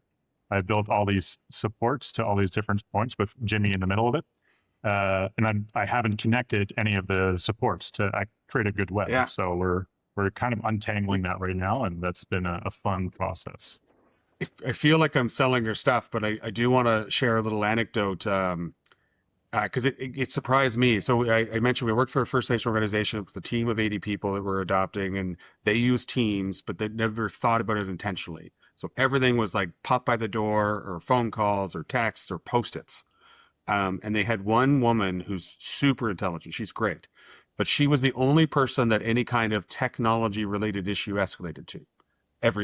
She was the one person who, with no background, she just got that hat and owns that hat and she figures it out. And we talked about it, and as we implemented, because we did like multiple sessions of 10 people each with talking through why this is like set up their phones, how this works. It was a very disciplined change. But they came back to us later after we went through all that, and he said, the number one thing that has changed that we've noticed that we didn't expect is that everybody now understands why we create a channel for technology issues or a Microsoft forum for technology issues, because she's still the one who owns responding, but she's not the only one who can see them. And so she's on vacation. She's no longer coming back to a list of things never looked at. And it's not on her to remember everything. And she's like, this whole discipline of like, don't send something to one person's device that you're making them the only owner for it. Where you don't like the emotions behind how some of these tools affect you. And I love that they came back and said like our whole people now see themselves as defenders of her home time by using these channels and tools. It changed the whole, like it was a very personable change that had nothing to do with the technology. Any app would have done it. Love that stuff. Love to see how peoples and cultures change by just thinking about technology a little bit different. Yeah, and having it in a central location that you own is super important, because if she was to win the lottery and decided that she's done tomorrow, well, what now? Everything disappears with it. Yeah. We did a marketing thing with them too, and it was just a small marketing project, but almost immediately we realized it was like an intake issue rather than a marketing issue. It's like, how are you receiving information? Are people respecting the way that we're now going to receive information? And like, I mean, we're quite privileged that we get to see this stuff a lot, and test these things. And our team is so adaptable now that we can just like test something and try something. Yeah, they get a lot of testing. Yeah. Did they ever get tired of it? They're not saying so. We have metrics around having to hit a certain amount of billable hours, and we gave them language to come back and say, like, I have to hit X amount of billable hours or percentage of available hours in a week. And they're like, no, I can't do that right now. I got to hit this. And so like we've given them some boundaries. That's in the last year or two. but I think we hire learners. Like we hire the geeks and the curious and the so I think that's almost, we didn't ever say that way, but we've lucked out with the core team that are all like, if you weren't excited about trying a new thing, it wouldn't be a very fun job. Yeah. They could be lying to me though. Who knows? But I don't feel it. I love that you gave them the words to use and the framework to use so that they can push back on you. Because I love geeking out, nerding out, and changing stuff and tweaking and implementing them. You know, I'll do it day in and day out. That's my happy place. But at a certain point, your team has to push back and be like, hey, like we haven't finished doing this thing. Can we do that instead? Yeah. But yeah, also our estimator, 3D modeler, he's been with us for about 5 months now. Brilliant kid, good at what he does. But he also probably subscribes to a similar mindset that I do. And I can go down some rabbit holes and just do research and all stuff, but not actually get what I'm supposed to be getting done.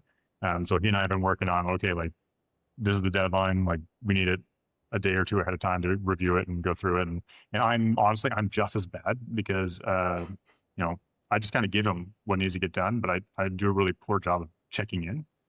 So being a bit more intentional about spending scheduled time with him to do reviews and putting it in the calendar. Yeah. Mm. Yeah. I mean, the big thing for us is like we have a coordinator and a manager whose job it is to make sure things run, and like we have to fit in their worlds. So all of us gave up our managerial roles as that. I am consultant, and I'm consultant in projects. And actually, the work we do on internal stuff, I'm really a consultant on our own stuff. But the actual implementation of management and the one-on-ones and the training, the policy writing, even the final configuration of our tools is no longer on me, and it's no longer on Colby. And we had to like kind of separate those lanes for sure. So speaking from the perspective of Levi, how's that working out for you? I don't like it. But no, that's now I can't not go further. So where we're at now, to be very honest, is I want to do all of that because I'm geeking right out on it, but I know that I won't do as great a job on it. And one of the strategic risks was we were doing a lot of work that I could do that not everybody else could do because we weren't going through the like building some framework and IP and understanding how that passes on. And so removing the bottleneck that I introduced by just doing stuff. And so that's the bottleneck is like the delegation has to follow a certain level.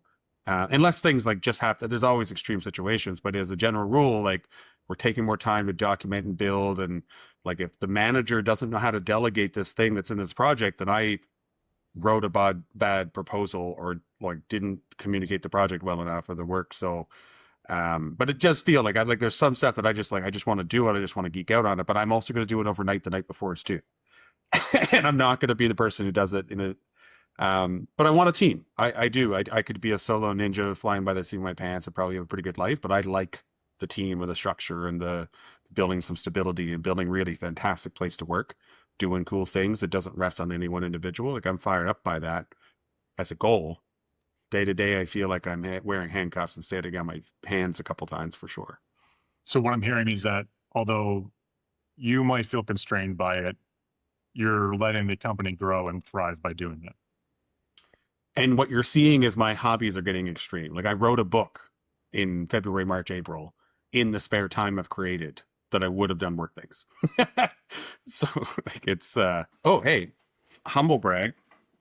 Guess what arrived this morning, Colby? Oh, no way. Hey, that's so great. For those of you who are driving right now, Levi's holding up his physical book that just got delivered. Think before it's the a room. nice size too. Like it's not scary. Yeah. Yeah. Anyway, so I'm geeking out in different ways. What's that, Jimmy? That's awesome. I love it. So switching over to you, Colby, what's your, like, you talked about like narrowing your focus. What's your focus now? How's that working for you? And how's that working for the company? Yeah, for sure. Well, that's shifted in the last little while where I now have something like very clear to own, which is great, which is the bookkeeping service. And I've been able to be creative and work on like project management skills and all that kind of stuff. So I'm really enjoying myself doing that. But prior to that, it was like, running 8-month sales cycles on folks and feeling like you've just never had enough volume and kind of living that lonely life. But yeah, I needed to make an adjustment there, and I needed to get out more and all that kind of stuff. But we did, when Aaron and I first started together, the other partner, we were like, I don't think we knew what it meant to like to have structure and that added, we'll call it freedom or like extra time to work on stuff. Because like when we were busy doing the stuff that we loved, it was great. And then now they've got some structure and people around it. It's like, okay, now what do we do? Like, what are we supposed to be doing right now? And Yes. what are we hiding from? Which is usually stuff like picking up the phone or jumping in your car and going to talk to more clients or potential clients. But yeah, I guess I'm just excited that I kind of like own this thing to get to the finish line. Hmm. And I never thought I'd say that in a million years, especially with something like bookkeeping. Like that's just doesn't seem like my personality, but I'm actually legitimately excited about it because we saw a gap. We saw a gap in the market with how the service was being delivered and the gap of, it's an aging service right now, and not super tech forward and not like run by project managers that are going to be, after you, that type of thing. So we're pretty excited about that, and I've got some internal hours that I can use the team, and it's been super fun because Levi and Aaron really jump into stuff like head first and like the task oriented people. Like Aaron comes from a construction background and Levi's really strong at the project management stuff. And so I would just kind of like, okay, like you guys are clearly diving into this. I'm just gonna, but too much of that left me in a weird spot. Hmm. So yeah. So I don't know if anybody, I guess I don't think anybody knows, but internally we split the company. So I actually can't see the internal communications on bookkeeping, because I'm like taking more lead on the sales and marketing and management of like our services for today that we call it Engine One or core services. And so I actually like not only removed, but I can't log in to see the many chattering channels around where we're at on bookkeeping stuff because I can't. And Colby is no longer allowed to go to the sales meeting on the rest of the pipeline or where projects are at. We can get updates on it. We do like a more regular basis, like as an owner level, leadership team. But like in the day to day, like our worlds, we created blinders, which allows us to segregate what we're doing. And then there's the management and coordinator in the middle that manage everything. So it's been a fascinating time for sure. Yeah. The separation by design. Yep. Oh, very explicitly by design. Yeah. So that you don't get curious and then get involved. Or get lost. You can't do so many things. And we were doing a lot of like everybody's feedback on a process or a decision or what have you. And everybody, well, it's like assholes. Everybody has one. If you ask me my opinion on a draft, on language, on a graphic, on a contract, on a pricing, like I'm always going to have an opinion. Yeah. Do we need that many opinions? Like we know we're not going to be right. Like there's no right answers this early in a business. And like we know it's going to go through iteration. I got really used to that over the years. And with this specifically, I'm not asking for opinions. Just like, this is what we're going to do. And if we need to change it later, then great. But, just like taking a little bit of like more of that ownership role over it and just making decisions. And I've actually really been enjoying it because I get to see like stuff from start to finish at a pretty timely manner. Like prior to that, like I was getting a lot of joy of piling wood because I got to see it dumped on the lawn and then I got to see it piled up and like I was like, oh, this is great. And it really made me think I got to reevaluate some of the stuff that I'm doing because I'm not grinding out these long sales cycles. It like, yes, let's do it. And I need to see some wins. I need the dopamine hit. I need to see the pretty thing at the end. And because otherwise it's just I don't have energy. Um, Yeah. yeah, it's good self-realizations for sure. Yeah. You just kind of made The something whole, click for myself, with the dopamine hit, me being a little bit more disconnected from the day to day and not. So we have an app called Company Cam, which allows me to, like, all of our crew leads upload photos of the projects daily. And because I haven't been checking it, I haven't seen that very visual progress. So I might need to just, for my own selfish reasons, get a little bit more connected on that front. Well, that's a great point. Like it's similar to like I needed to get to more events and talk to clients more and not necessarily just always be in selling mode.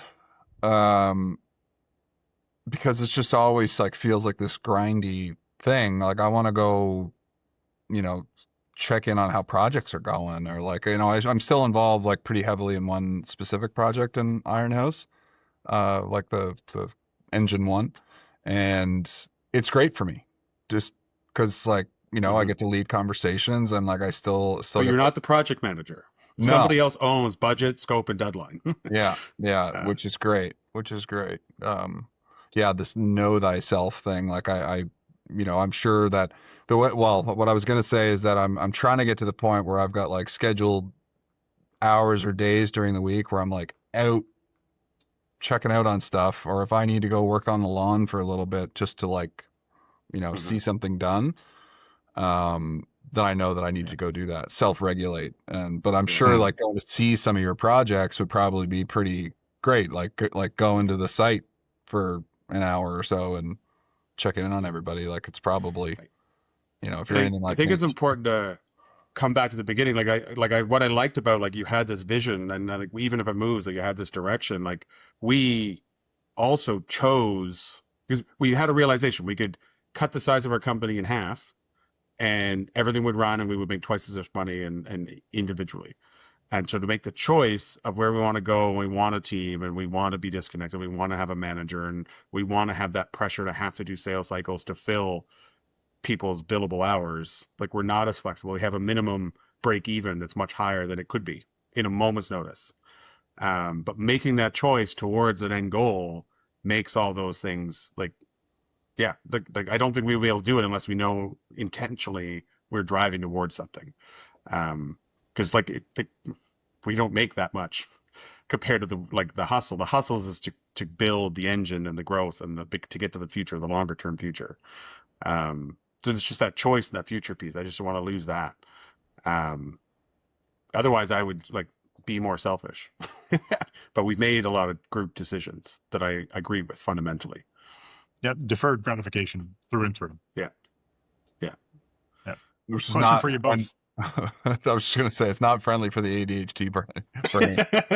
Delayed gratification is not. No, sir. Question for you both.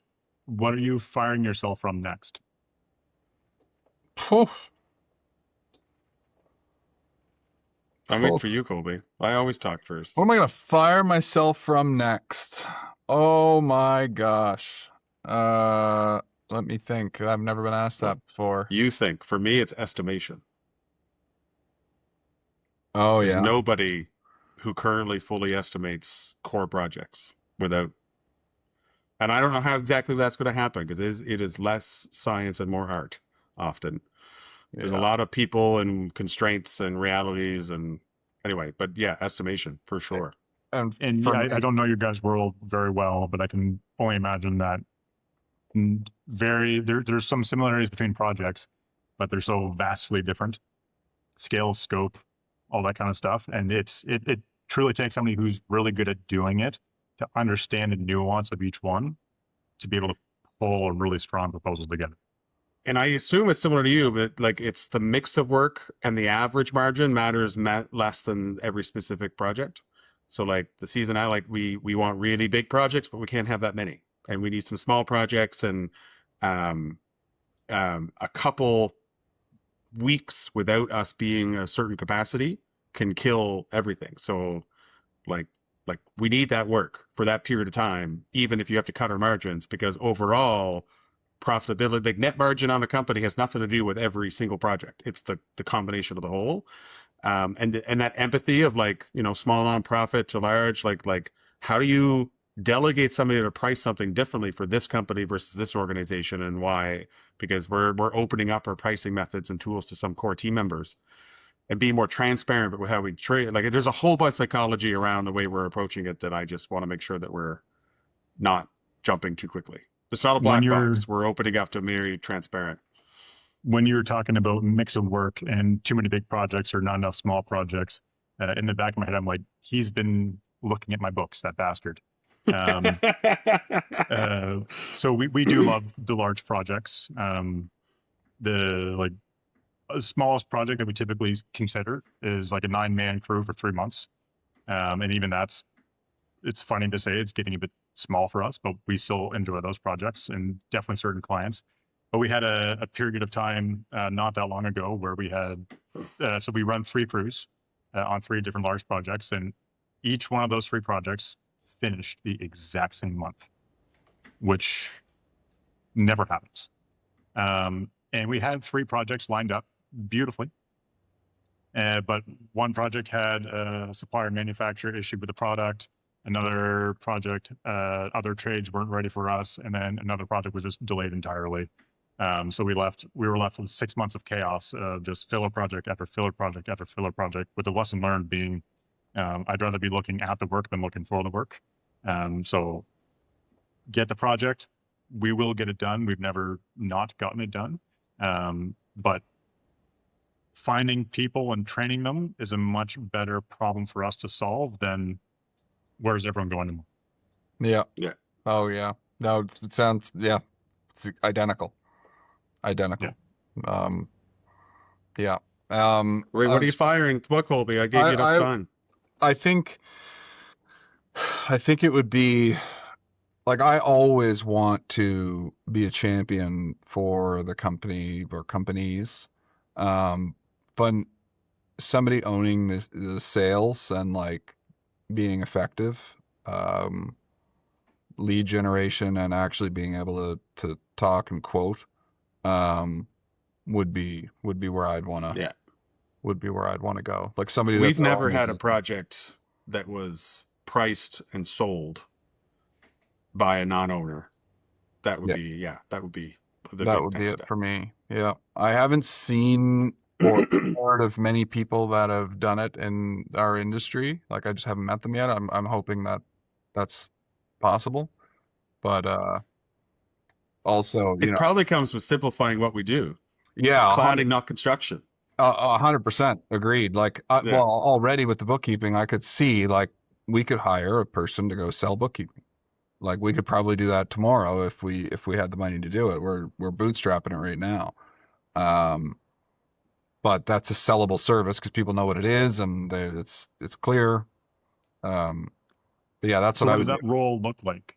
Is it somebody who intakes the lead, compiles all the information, puts it into CRM, like serves on a silver platter to Colby, and Colby just goes, makes the connection and executes? Or are they the ones making the calls? Well, I don't know what you mean, Colby. I mean is like I want to see somebody who can take the lead and close it. Yeah. Yeah, and I think what that's you just the said, piece Jimmy, that doesn't exist right now at all. Like owners can't disappear from the business because that is not being done by anybody.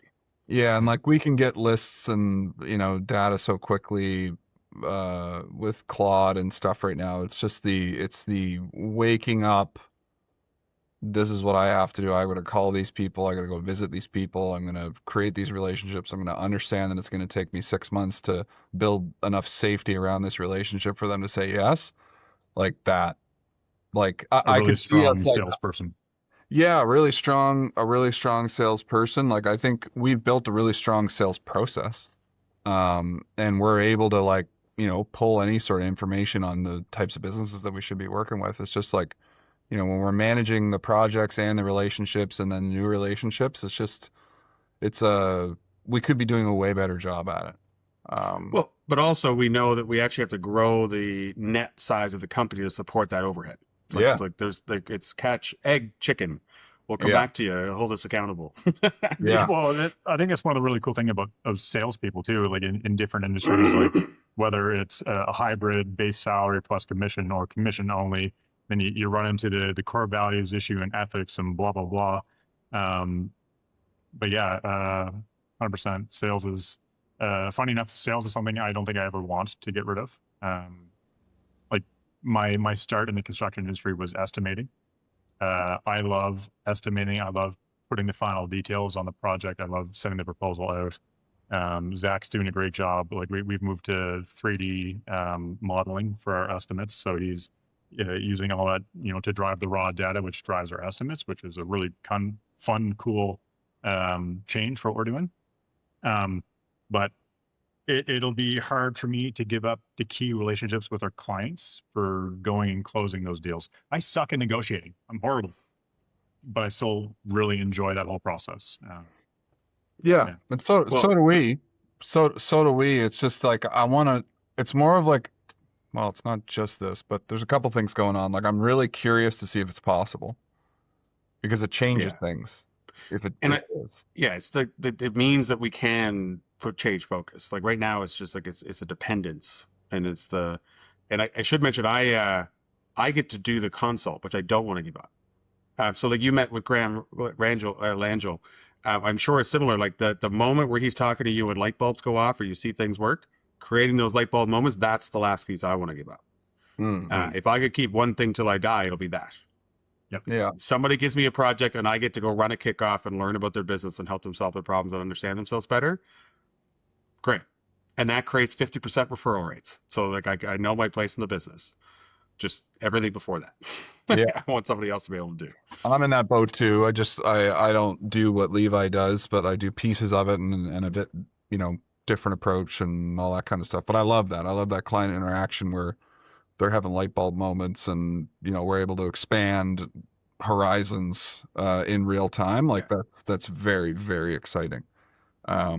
It's just all the pressures around it. Like I don't want to be thinking about the sale when I'm in those moments, and like creating those relationships. I guess it's that pressure that I think I'm good at not exuding that. You're not a transactional human being. You're relationship based. Oh, 100%. Right. I was going to say to a fault. To our detriment, probably. Yeah, for sure. Did. But like, I want part of that self-learning adventure that I'm on. I want to know how to leverage that even more. Like, where can I be in more places more often?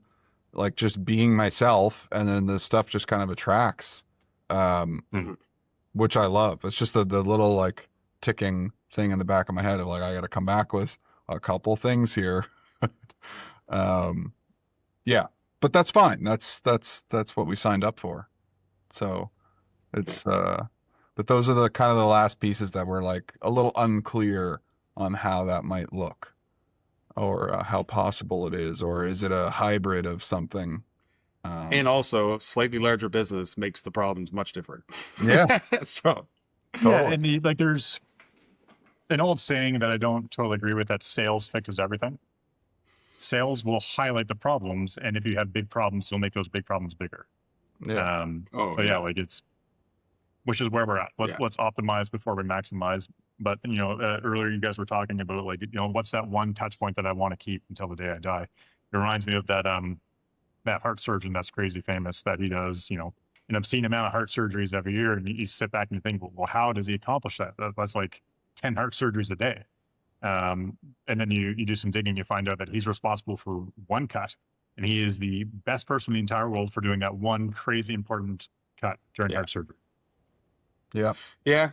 I've heard that. And our challenge is, and it's probably because we just haven't had a chance to, because when I go to conferences, we meet people, it's not just for clients, it's meeting other people we can collaborate with, because there's a lot of the other pieces of the journey that we don't have people we can trust and refer or bring in. And so let's use your example of technology for communications. It's like, well, I'd love to just walk through the meaningful implementation and change management piece of that. That's really where I want to focus.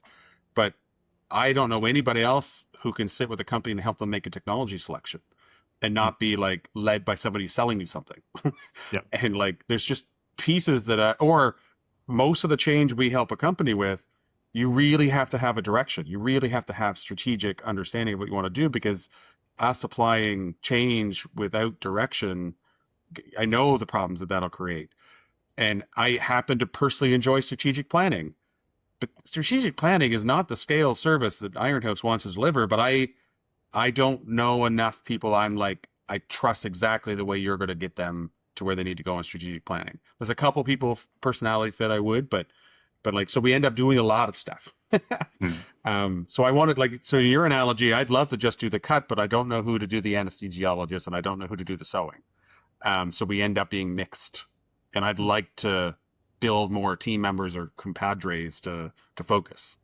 And that's the exact journey that I'm on right now. And like, I literally just fired myself from project management, which I'm decent at.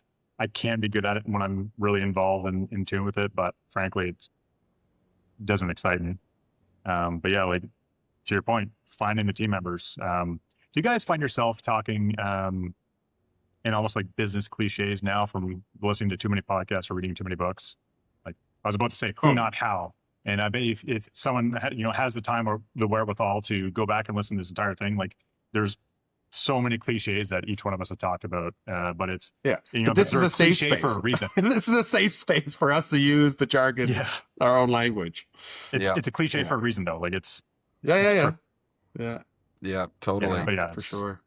And it's no small task finding amazing people to fill the seats, of this engine that we're building around us, and we're absolutely building it as it's flying. Especially if those pieces aren't going to be somebody you hire. I'm struggling more with like the collaborative services outside of the control space we have, like trusted compliments, or trust, like as we do the bookkeeping, like finding trusted accountants, because that's going to come. We do not want to be an accountant, but everybody we do bookkeeping for should have a good trusted accountant. And so I'm like, now, who are the accountants that I really think are ethically aligned, value aligned, and operationally aligned with what I would refer? Right now it's a very short list. And all of those are full. So like, I'm on the hunt because we don't ever want to do it, but I need to find them. Yeah. I mean, I'm sure you run into it all the time, Jimmy. Like you're working on buildings that other people are working on, and like, would you have chosen that relationship or not? It's kind of the same situation where like, some stuff might fall back on you due to somebody else doing something that you don't have any control over. Finding those key relationships and referral networks that feel good, and you don't have to like wake up thinking, it's just maybe we're holding our cards too tight, but I'm very quick to trust, and I have to be cautious about that at times. Clients, employees, suppliers, vendors, whatever. But I think we've done a great job of choosing the right clients lately, of choosing the right employees, and the people that we work with from a supplier vendor standpoint, they're all phenomenal. But yeah, it's not easy. That's definitely something that does keep me up, and I think about quite a bit, because sometimes it's super easy. Like somebody can come across your desk as being available to work, and like, oh, they have an amazing resume, and then they're just completely misaligned. And it's like, you know what? Yeah. Like the writing's on the wall from day one. Or sometimes one thing that I've been crazy guilty of is wanting to see the best in people, and putting them in a situation that they weren't quite ready for, and then trying to let them, fly from the nest and watching them kind of, or that the company wasn't ready for it. like sometimes the company's not ready for that thing too, and like it was never going to work. We did have the conversations because all of us want to grow people, and we don't have the bandwidth to the side. Like we don't have the time to grow people properly, and so we can only find fully formed adults. Like we can't have people that need. But we'd love to bring in juniors and grow them, but at this point in time, we don't have that room. Yeah, like we'd love it if somebody had like, a failed business experience, a road rash, like they've gone through things. It's life experience. Yeah, it's like, oh, great. Like maybe you wouldn't tell a lot of people that, but like we love that, because we know that you see things in a 3D way when you're doing things.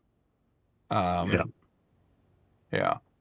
Yeah, I feel like people would see our company as a great place for the students' first job, and it's like, but we can't. We need so much. Like there's an economist that I really like, Peter Zion. I don't know I've been following them for a couple of years now. But like the way they think about things, like if a lever's pulled on this side of the world and the effects of that thing that we don't think about that happen, like that's the way that we're all thinking of like, well, if I show this price to this person, I know the reaction that I'm going to get. I'm thinking of future projects. I'm like, you're thinking of things 3D. Yeah. One of our crew leads, you mentioned that, the failed business experience, all that kind of stuff. He's not failed by any means, but, circling back almost to the abundance versus the, Scarcity. mind fart. Scarcity. Scarcity. Thank you. Yeah. Abundance versus scarcity mindset. One of our crew leads, he started his own, kind of tractor rental business. So I think he has 2 tractors now, and he's doing great, and he's learning about, a little bit of entrepreneurship and business and this and that, the other thing. Meanwhile, he's got a full-time job with us. And, there was a conversation early on with the production manager, is like, hey, like, is this a risk? It's like, yeah, sure, it's a risk, but also he's going to do a lot of learning. He's going to be the one paying for his learning. And I bet you it's going to make him better as a crew lead as a result. Yep. Yeah. Yeah. I believe in building stronger people. Yeah. There's no such thing as slaves. So I think we're coming up. I don't know if the last time we hit coming up on my allotted time frame on this, but I did want, before we come towards the end of a conversation, around how much I think you did the best job of spinning the table. I always want these to be two-way, meaningful conversations, but they often end up being interviews, and we ask them to ask us a question later. And like, I really enjoyed that this turned into a two-way street. Same. Very early on, and I appreciate that. Like, I really enjoy this becoming a self-reflection thing. Like, I'll look back. I will never watch the whole thing again, because like, it drives me nuts. But I'm hoping that it doesn't come across as me finding a way to talk about our services, but fleshing out. I had real thoughts. I've wrote down real notes that caused me to reflect a little bit differently around stuff we're thinking about. So I appreciate that opportunity, for sure. Thanks for having me. Yeah, like, it's you guys do really cool work. So yeah, it feels a bit selfish sometimes to, pump your own tires, but like, it's also like the world needs to know what you guys do and what you guys have to offer. And I know the podcast is not meant to sell, but still, like, there's gonna be somebody hopefully who's listening to be like, you know what, like, it's worth a conversation reaching it. Even if it's just like, hey, I'm a really good salesman and I'm going to work fully on commission. Hey, Colby, like, what are you doing? Yeah. Oh, the right person with that pitch for us. We are open all day long. We will take them. Come. It's really weird and woo to say it, but you got to put it out into the world sometimes before it becomes reality. Yeah. Sure. Amen to that. Yeah. Good call. Good call. Yeah. Cause there's always somebody that's in the right situation that would suit it. There's a lot of people out there. So yeah. Well, we find like, we're really well connected in Atlantic, but like, now when we look outside of Atlantic, like, nobody knows who we are. So yeah. There's a small industry. Somebody might know somebody who's listening, and honestly, it just takes the message landing on the right week. Like, this guy is having a really, or gal is having a really crappy week. They're not happy with the boss. Yeah. Put it in front of them, and maybe something happens, or maybe something doesn't. Hey. Yeah. Great. Any final words for the camera? No, thanks for having me, guys. I had a lot of fun. This is my happy place. I love nerding out and talking about business growth and trials and tribulations. And I can have a tendency of being a little bit transparent sometimes, but I think today was a great level, and I thoroughly enjoyed this. Yeah, you're patting yourself. Somebody once told me, it's like, people like to hear about your wounds, but not your scars, but not your open wounds. And it's just like so we try to bridge that line, for sure. And where can go ahead? I was gonna say, it's the scars and the open wounds that's where all the learning comes from. It's like, it's fun to hear about the wins, but like, the value and the growth comes from the hurt. Yeah. And where can people find you, Jimmy? I'm horrible with social media. Our website is old and dated, and it's in need of a revamp, but so my phone number is 555. No, anvilconstruction.ca. Instagram and LinkedIn is probably the two easiest ones to get a hold of me. Cool. Or email. Great. It's on the website. Great. All right. I'm pulling the cord. Thank you Awesome. all for a great conversation. Thank you, Jimmy. Thank you, gentlemen. This episode of Built to Last is brought to you by Ironhouse Pro, your behind-the-scenes partner in building organizations designed to thrive. We specialize in solving the big challenges, the small annoyances, and everything in between. So while you're out there dreaming big, we're here making sure your systems, processes, and people are ready for tomorrow. Ironhouse Pro, driven to create lasting organizations. Learn more at ironhousepro.com.